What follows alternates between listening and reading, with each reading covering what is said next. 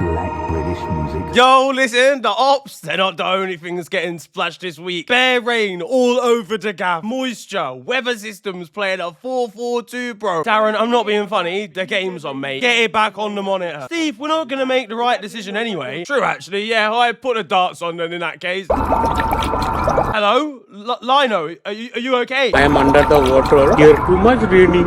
I think the linesman's in trouble.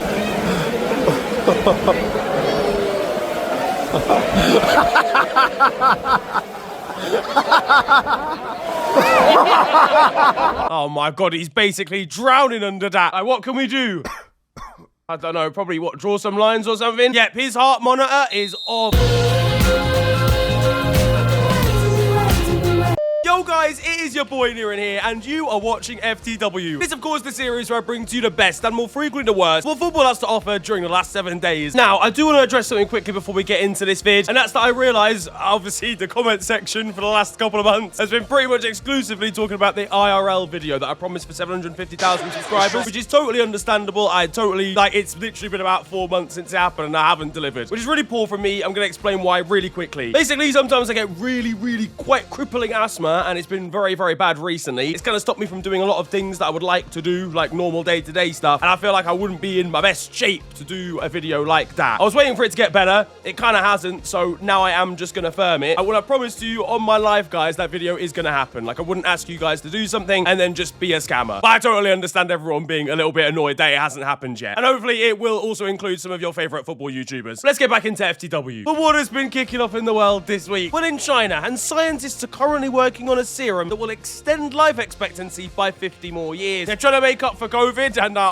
honestly respect that. It wasn't just your fault, lads. Don't worry. The strain of super dementia I'm gonna have at 150 years old is gonna be egregious. Sorry, what brand of dog is that, sir? That is a fox, and you're not even facing the right direction. Lads, GTA 6 coming out in 2137. We will be there.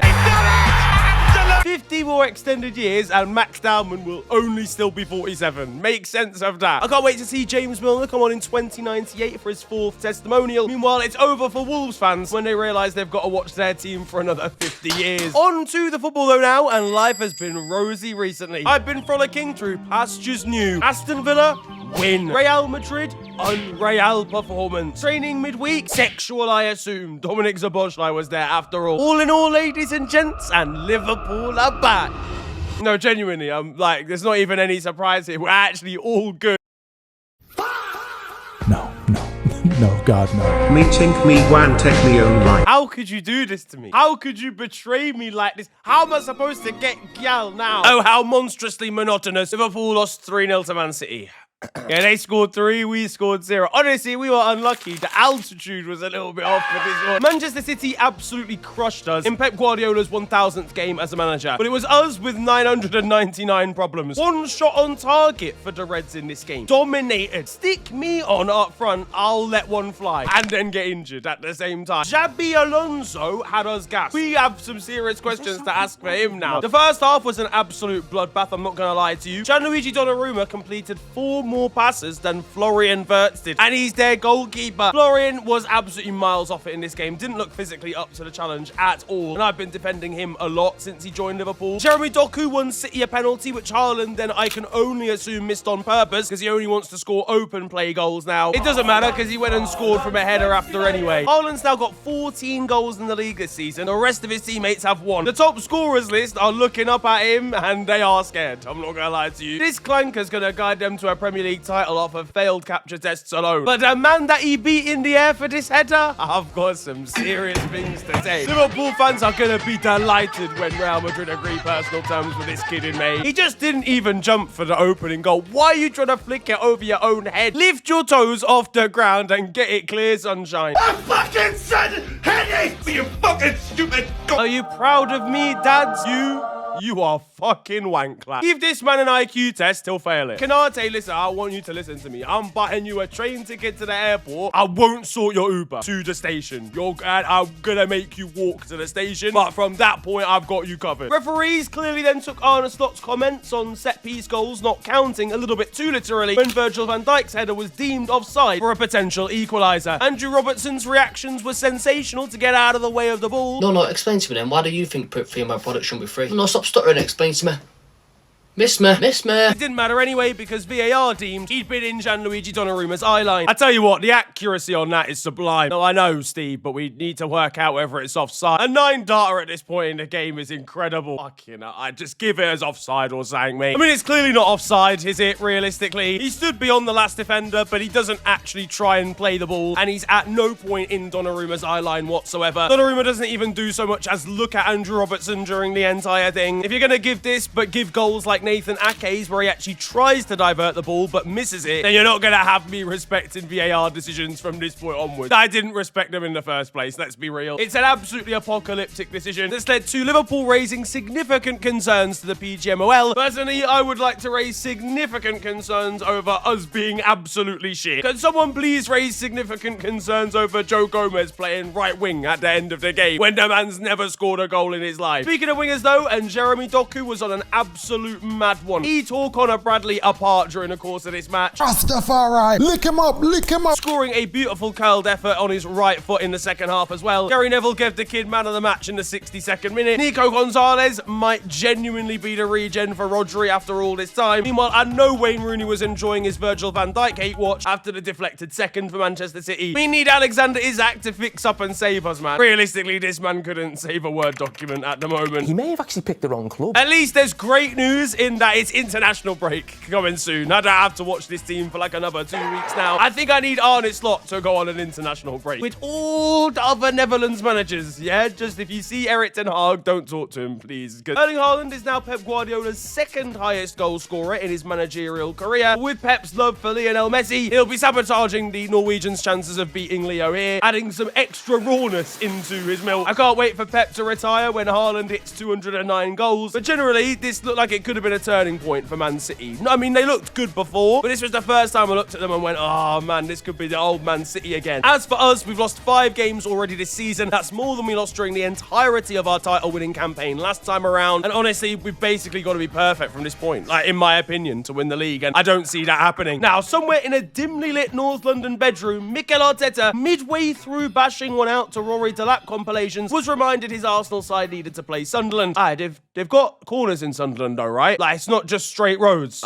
Yeah, Mikel, as far as I'm aware, they... for fuck's sake, man. Now, Sunderland, after a great start to the season, are up towards the top of the table. Even as a newly promoted side, they've been very impressive, coming off the back of a 2-1 win against Chelsea. And the Black Cats proved to be a bad luck charm for the Gunners here as well, in a 2-2 draw. Arsenal conceded a goal, lads. I repeat, Arsenal conceded. This comes after 13 hours of clean sheets back-to-back. The only games they've dropped points in, they're games where they haven't scored from set pieces. Like a Rubik's Cube, they are useless without corners. Now, Sunderland decided to use a little bit of a trick to neutralise one of Arsenal's big threats. Ricardo Calafiori's been very impressive from long throws this season. They decided to move their advertising boards closer to the pitch so that Calafiori couldn't get any sort of run-up for them. This is true Barkley stuff here from Sunderland, and I like that. I can't wait to see Calafiori climbing through the advertising boards just to try and get a long throw in from the car park. I'm in the car park now. Elsewhere, Granit Xhaka was screaming in the ears of players from his former side, and it was another former Arsenal man in Dan Ballard who scored the opening goal here. Bukayo Saka would equalise with his first goal outside of London in 19 months. A crazy stat, this man completely falls apart when he hasn't got his Oyster card on him. He loses all of his superpowers when he's outside of the Metropolitan line. This is the Saka that Arsenal get when he's getting off the coach after a 2-hour away day. Leandro Trossard would then score an absolute banger before Brian Brobby broke Arsenal heart via David Raya assaulting Gabriel. The poor kid's been suplexed in his own 6-yard box by his goalkeeper, for fuck's sake. There was tension outside of the ground though, as AFTV tie, found himself in an altercation with Sunderland supporters and later on the police force as well. Can't help but feel he'll be taking things badly in the police cell afterwards. Sunderland, I hope you get relegated. In the battle of last season's set 8 students, it was all equal this time around. Both of them picked last in PE. The points were shared after late drama at the Tottenham Hotspur Stadium. Richarlison scored late and thought he'd won it, and we all knew therefore what was coming next. He had Papsar laid out in the background during the celebrations. It's just a shame that he didn't get up to try and defend Matthijs de Ligt's goal. Tottenham's opponents turn into a different breed when Richarlison's serotonin is at a level that's high. Imagine being Thomas Frank or a Tottenham manager of any kind, seeing Richarlison score late on in the match.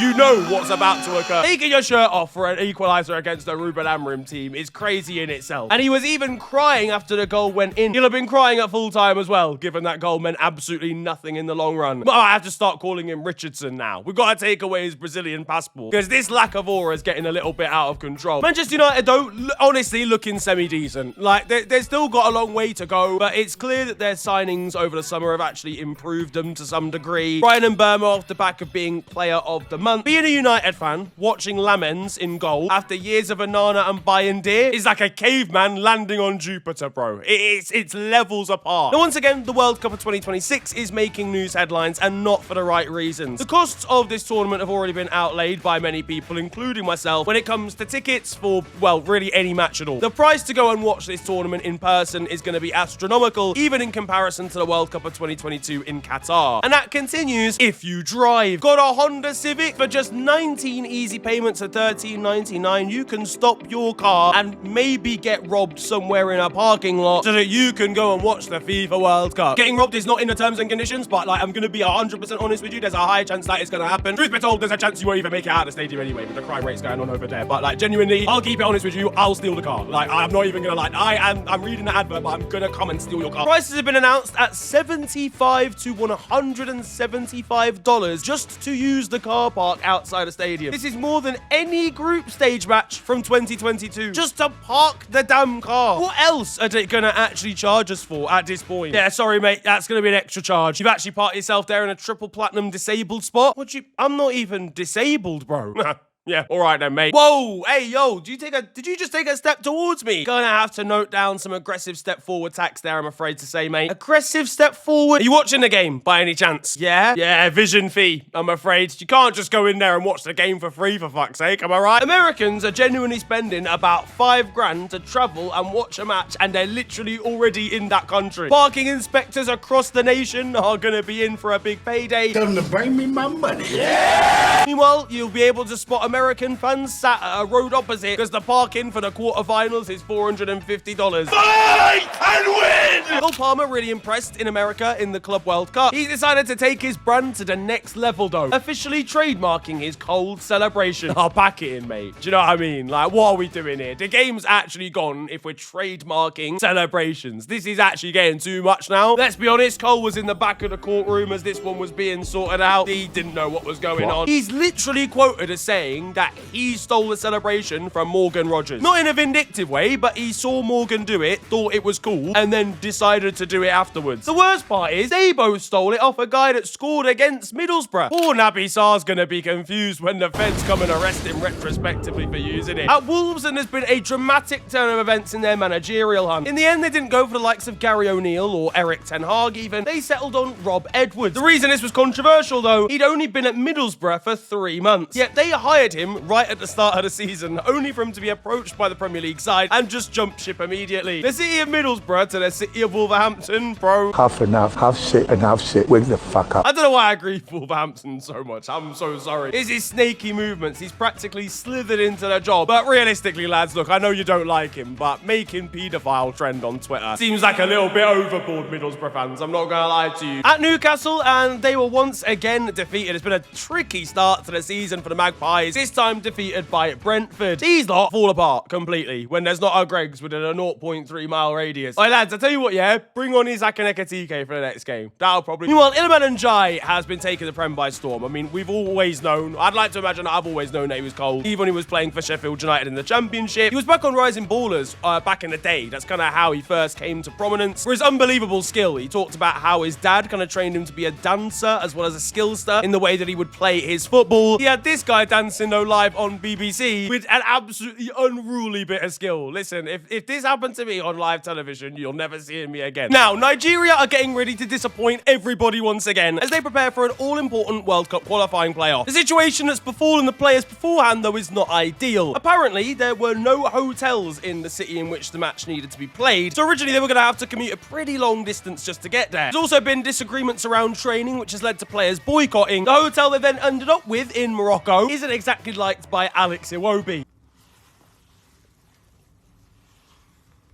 What the fucking hell's happening? Yeah, something tells me the squad as a whole was pretty disappointed when they stepped off the team bus and saw the hotel from outside. This don't look like the pictures. There was absolute carnage, though, meanwhile, in Canada. Their final for the Premier League, basically a big playoff at the end of the season, took place, but the weather conditions were fucking insane. Yeah, the most gigantic of snow blizzards hit the stadium before kickoff, but organisers were intent not to have this game postponed. They got the Zamboni out, making sure that snow was getting pushed off the turf during the game. Even the players were having to get involved. One of the goalkeepers seen shoveling the snow off the pitch. The ball was deep in this snow. It was crazy. Diego Maradona was in the afterlife seeing all of this white powder and he was getting excited. Spare a thought for each side's defence 80 minutes in, frozen to the core when the temperature reaches minus 27 degrees Celsius. But what's even more insane about this game was the winning goal coming from Atletico Ottawa. Forget bicycle kick, this is an icicle kick to win Atletico Ottawa the entire league in the most dramatic and, well, crazy weather conditions you could possibly imagine. It was another incredible goal over in Germany in the Bundesliga.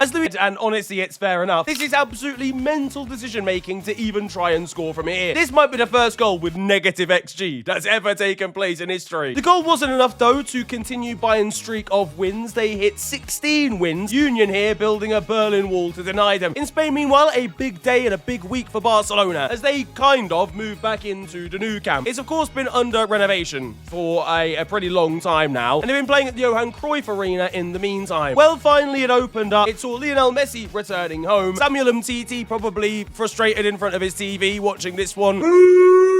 And Lamine Yamal getting assaulted by a Barcelona shirt. Speaking of Lamine, his dad was in the news, getting engaged to his 23-year-old girlfriend. It means now that Lamine's stepmom is 5 years older than him. We're gonna need a segment for this family, because I'm not gonna lie to you, it's starting to look hella Neymar-ish over there at the moment. Lamine's probably gassed, he's probably excited knowing that that's another woman that he can chirps now. Over at Real Madrid, things absolutely fine on the pitch, apart from for Rodrigo, who's now gone 28 games without scoring a goal. Kind of under the radar, or certainly for, you know, I'm not a Spanish fan. I'm sure it's being talked about a bit more in Spain, but it's not really made it over to England that much. It's time for his agent to get him a move out of there. We should be having Xabi Alonso taking this man off the pitch, not Vinny Jr. Taking him off before their games even started. It was a lovely initiative between Espanyol and Villarreal, where every player walked out with a dog that was available for adoption. Celta Vigo have got that dog in them. They've now won 5 games in a row, and we're excited to let the United strand know this information. Bro would be bald if he just liked Iago Aspas a little bit more. Meanwhile, this actually technically from last week, but I've got to include it. Shout out to Athletic Club fans from Bilbao, who decided they were going to go to Pop World, a nightclub, before their game against Newcastle in the Champions League had even started. They're really getting into the Geordie spirit with decision making like that. Over in France, it's time for their monthly fashion shoot at Clairefontaine as they arrived for international duty. Jules Koundé unsurprisingly went over the top again with this one. Meanwhile, N'Golo Kante on the flip side looked like he'd been to JD Sports before, and all I'm saying is thank God Gareth Bale was never French, bro, because some of the outfits I had to see that man wear. Nicolas Voltemada, I'm sure, meanwhile, is absolutely devastated finding out that not a single one of his granddads is French. In domestic football, though, in France, and Paris Saint-Germain left it late to beat Lyon 3-2 at the death with a Joao Neves buzzer beater. Not gonna lie to you, from the outside looking in, it seems like PSG have been making a bit of a hash of beating a lot of the teams in their league this year, but a farmification remains regardless. If I'm Croatian manager Ivan Juric, I might be thinking of retiring and just going and living on a farm instead. He's been sacked by Atalanta. This, I assume, is mostly down to the fact that he had that clash with Ademola Lookman on Champions League duty, but his record has been absolutely apocalyptic recently. He lasted just 2 months after basically destroying Roma, then went to Southampton and dropped a 12% win record, and now he's been sacked immediately at Atalanta as well.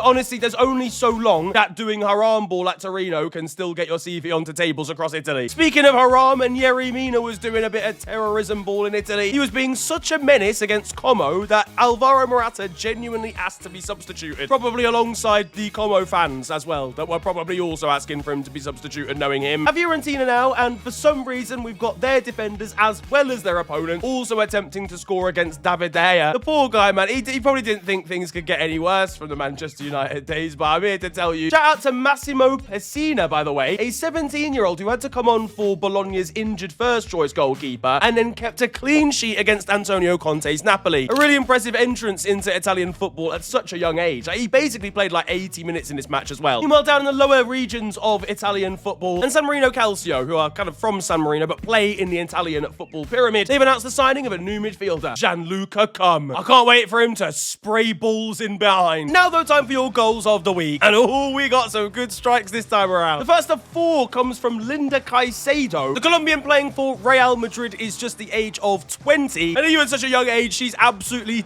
tearing defenders apart with this coast-to-coast solo goal. Picking up the ball well inside her own half, skipping past basically everybody and slotting the ball calmly past the goalkeeper. We now head to Mauritius of all places. Look, listen, don't tell me I don't ever show you the whole globe in this series. It's not been a great day for PAS Mates as they're in the midst of getting absolutely pumped by Circle de Joaquim. The scoreline would be 8-1 in the end here, but their consolation goal scored by Dylan Violent, although not quite violent enough to win them the game, was an absolutely unreal bicycle kick directly from a set piece. In Colombia now, and Freddy Montero saw that bicycle kick and decided to score one even better, with this flick control directly into the bicycle kick and looping over the goalkeeper into the top corner. But the final goal, oh my goodness gracious. Take about Harold Mosquera, also in Colombia, with honestly one of the most nonchalant, beautiful goals you're ever gonna see. Receives the ball after it's cleared away down on the right-hand side and flicks it over the defender. Approaches the penalty area, then dinks it a perfect chip directly over the goalkeeper to win his side the match with a minute and a half to go. Hello all, and welcome to The Beautiful Game, the segment where we take a look at the poetic and brilliant side of the game that we love. We are back by popular demand for yet more glorious beauty. 2 in the wall for Chris Marks.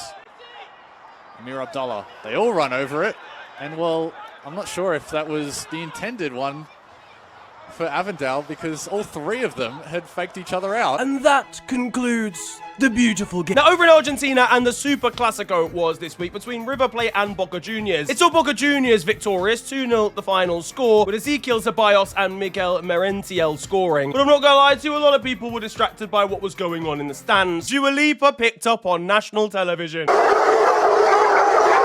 I have always loved Argentina, by the way, as our entire country, footballing nation. Listen, if I'm in that game, trust me, bro, I'm dipping. I'm man-marking her in the stand. Lamine Yamal will be scrambling to find his passport for a move to the Argentinian league. Meanwhile, Boca Juniors defenders could be seen pretty stagnant whilst the ball's launched over their head as they stare into the stands. Now, in build-up to the World Cup, and Adidas have been releasing a lot of their official kits for the nations that they are kit suppliers for, okay? We've seen the likes of Germany announce theirs, Spain, Italy, and for the most part, some of them are absolutely beautiful, okay? But what these lot have done to Jamaica, this kit absolutely stinks. I know, it's going to blow your mind, but I just a never living, leave. breathing, walking example of shite. Have Jamaica not already suffered enough, lads? Come on, like, they've been through a lot in the last month. And for that reason, if you want to donate to Jamaican relief in the following on from the hurricane that has unfortunately torn through the nation, you can find links to do so down in the description below. Because sure as hell, Adidas haven't helped the situation. Over in the US now, Luis Suarez had a simple response for the official Nashville Twitter account. Yeah, it's a shithousery award. Bro said in a bit, you're out of here. You're done out. In the same game, when Lionel Messi pulled off a pretty disrespectful double nutmeg. But to be honest, if you're going to get nutmegged by any player twice in the same game, it might as well be him. And Leo made it 400 career assists in this game as well. He could also be seen in his unnatural habitat as well, just randomly walking past this couple who were sharing a romantic moment. Imagine you're with your girlfriend, just chilling, like creating a piece of content, and then the love of your life walks past. There's been some scary news for former Chelsea midfielder Oscar, the Brazilian who was a certified wonder kid before moving to China, actually staying there for quite a while, even after the league lost a lot of its money and notable players. He'd returned back to Sao Paulo, but this week was hospitalized due to cardiac irregularities. It's meant seemingly the 34-year-old is going to have to give up on football entirely from this point onwards, which is of course a shame, but if it means that it's going to, lead to better health for him, then it's something that has to be done. Either way, hopefully we don't see anything similar to that in the future for him, and I'm wishing him a speedy recovery. Back in his native Brazil, and one player's gone down injured, rolling back onto the pitch to make sure or that some time could be wasted, only for his opponent to come over and just drag him off anyway, and then to be dragged back on. I mean, how long could this go on for? Meanwhile, things aren't looking great for Santos. After being relegated recently, they did manage to bounce back into the top flight of Brazilian football before signing Neymar. Now, I'm sure a lot of Brazilian fans thought that this would, lead to maybe a bit of a resurgence for Santos, but in actuality, things haven't been too positive, and they still find themselves down the relegation zone with a serious chance of going down. With Neymar getting substituted this weekend, he was actually booed by Santos supporters. Then the Under-17s World Cup now, and Morocco faced off against North Caledonia. Fair to say their game was a little bit one-sided. 16-0 the final scoreline, with a total of 80 shots for Morocco. Meanwhile, the drama that is embroiling Turkish football in terms of a betting scandal right now has got even more crazy. Over 1,000 players have now been suspended in Turkey over this betting scandal, one that originally exposed how many referees were seen to be gambling actively. To be fair, if everyone's doing it kind of balances out, innit? Realistically, you might as well just let everybody gamble at the same time. What's even going on over there? These lot are playing matches, yeah? All the players and officials are just going hippodrome after. Yeah, I'm thinking of red here. Ref, come on, man. That's absolutely crazy. Yep, I'm afraid it's landed on black. Fuck's sake, man. Elsewhere in Turkey, an Adana Demirspor lost 7-2 this week in the league, and their fans were protesting. Things, though, are going so wrong at the club that the players actually joined in with the protest. That's when you know it's a wrap. Genuinely, if the players and fans are protesting together, it's game over for the board. Over at Benfica now, and we've got an absolutely sensational strike from Thomas Araujo. The problem is, he's into his own net after a penalty was saved by his goalkeeper, so we can workshop that and just make sure it's in the other net next time. There were crazy scenes at this school match over in Africa, where a last-minute, absolutely crazy goal has been looped in on the half volley from somewhere in the stratosphere. It's looped over the goalkeeper, and the scenes and celebrations were incredible. This must be like the euphoric feeling of scoring in a Champions League final. This is about as close as it gets, I reckon. At Kilshannig, what did you call me? GAA now, so we're talking Gaelic football. This isn't actually traditional football, but I don't even care. I was sent this tweet so many times, I couldn't not include it. They were forced into a substitution as their match went into extra time because one of their players had to go have a driving lesson. I'm not being funny, lads, but come on, let's get our priorities straight here. Just drive him home on the coach after. He doesn't even need his license. Meanwhile, back in MLS, and there was drama between Seattle and Minnesota, their game going to a penalty shootout after Minnesota conducted a 10-man 3-2 comeback. The shootout being decided by both goalkeepers and ending with one of them smacking it off the crossbar. Closer to home, and one Ipswich newspaper is taking the piss out of Norwich, describing them as Norwich Shitty instead of Norwich City on the front pages. There were scary scenes at Exeter where their stadium, a small part of it, was damaged after setting on fire last night. Thankfully, it doesn't seem like anyone was injured, but hopefully not too much damage done there. Meanwhile, shout out to Miguel Aziz down in the Vanarama National with some crazy technique on this finish. Now imagine, you're like 4. You get into football, you decide this is the start of my journey to becoming the next John Joe Shelby. You look up the other end of the pitch and you see a kid in goal the size of a jelly bean. Surely all you gotta do is get a little bit of height on the... No, this is the greatest goalkeeper of all time. And bro starts dancing in between. He's having a rave. He's on the dance floor and part-time he's a goalkeeper. This is absolutely insane. Back in the Under-17s World Cup now, and Zambia scored an Olympico versus Brazil. The Philippines now in Aguilas, Timothy Shiraoka managed to equalise as a goalkeeper in the 98th minute in a league match over there. Uzbekistani side FK and Dijon have now had 4 rounds of the Asian Champions League, but they've drawn 4 games 0-0 back-to-back. Somebody score a goal in one of their games, I'm begging you. There was drama in the 2025 President's Cup over in St Kitts and Nevis, where the final of the tournament was abandoned because there were too many red cards. It meant that Rams Village Superstars were declared the default winners, but I need to see the highlights from that one, I'm afraid. Meanwhile, in Andorra, and it's a difficult season for Paz de la Casa, who have been expelled from the league for not registering a minimum of 16 players in time. This comes after there was a lot of drama with registration anyway, a countrywide issue when it comes to getting foreign players visas. Well, they just decided they couldn't be bothered. They're taking the year out. Now that it's time for Still 0-0, and you guys know the score by now. This is the segment of the show where I bring to you the best of Sunday League and amateur football. Last week, there was no Still 0-0, so this time I'm making up for it with 2. And the first one is a continuation of a story I've told you about before. Wythenshawe Vets are a side that are playing Sunday League football, but with a twist. They got a selection of former Barclaysman Premier League ballers. The likes of Danny Drinkwater, Emil Heskey, Stephen Ireland, and Papi Cisse are playing for this team. Well, the final of those, Papi Cisse, he stepped up to take a penalty in one of their most recent games. games. Only the opponent goalkeeper managed to save it. He then went over and took the resultant corner and put it directly out of play. Not his greatest moment, but one that the goalkeeper's going to remember forever. But Bees did get the last laugh though, scoring 6 goals in the second half. And the second story is one of a man who's formal. We all love a man in a suit. But does the referee really need to be in a tuxedo as well? Well, this ref decided that he wanted to be posh for today. Honestly, I don't blame him. But if he's got shin pads under those trousers, that's crazy work. On to the weird stuff though now. First of all, we head to Wales, where a unique system is being used for their League Cup draw. And they've decided they're going to determine the draw for the semi-finals by having a go-kart race that has the numbers that you would usually get on the balls on the front of the go-karts instead. And those go-karts are going to be driven by former Welsh internationals, the likes of Joe Ledley and Danny Gabardon. The order they then finish in will then determine the actual games that happen. And finally, over in Scotland, Cowdenbeath in the 5th tier of Scottish football have decided that they are going to switch the game up. You know, season tickets for adults, for kids even. How about a season ticket for your dog? Yep, they are offering out season tickets for your canine compatriots, and they even get little ones printed off. Honestly, if you bring a German Shepherd, that season ticket's going to be the size of a newspaper. I'm trying to get in. I'm turning up dressed as a dog, just trying to get a cheap season ticket right now. Finally, we all know where Peter Lovenkranz's son ended up. That though is going to wrap up football this week, and I hope you have enjoyed it. If you have, then feel free to slap a like on the video, and of course subscribe if you are new to the channel. You can also follow me on social media. It is at @theofficialfng on Twitter and on Insta. It's been a pleasure ranting at you guys today. Have a wonderful day, enjoy yourselves, and goodbye.